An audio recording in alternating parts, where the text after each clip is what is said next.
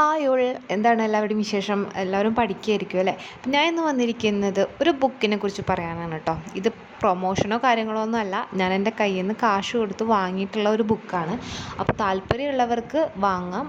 അപ്പോൾ വാങ്ങാത്തവരുണ്ടെങ്കിൽ വേണമെങ്കിൽ എങ്ങനെയാണ് എന്താണെന്നൊക്കെ അറിയാൻ വേണ്ടിയിട്ടാണ് ജസ്റ്റ് ഞാൻ ഈ വീഡിയോ ചെയ്തത്. അപ്പോൾ ഈ കരിയർ ഗൈഡൻസിൻ്റെ PYQ ബുക്കാണ് ഞാൻ വാങ്ങിച്ചിരിക്കുന്നത്.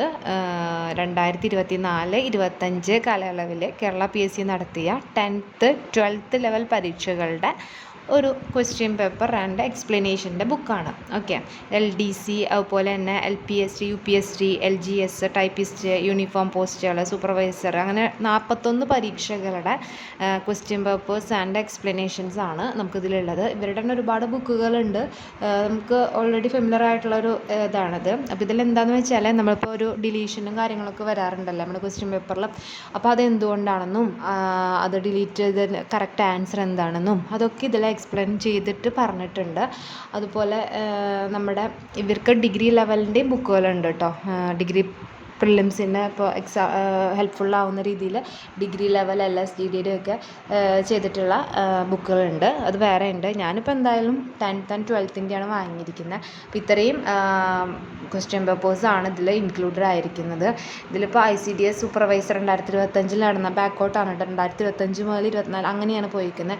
അതിൻ്റെ ഒരു ക്വസ്റ്റ്യൻ ഇതാണ്. അതിൻ്റെ ക്വസ്റ്റ്യൻ്റെ ആൻസറാണ് ഇപ്പോൾ താഴെ ഉത്തരങ്ങളും അനുബന്ധ വിവരങ്ങളും എന്ന് പറഞ്ഞതിൽ കൊടുത്തിരിക്കുന്നത്. ഇപ്പോൾ അതിൻ്റെ ഒരു ആൻസർ അതിന് റിലേറ്റ് ചെയ്തിട്ടുള്ള ബാക്കിയുള്ള കണ്ടൻറ്റും കാര്യങ്ങളുമാണ്. അപ്പോൾ നമ്മൾ വേറെ കണ്ടൻറ്റും കാര്യങ്ങളും അന്വേഷിച്ച് പോകണ്ട.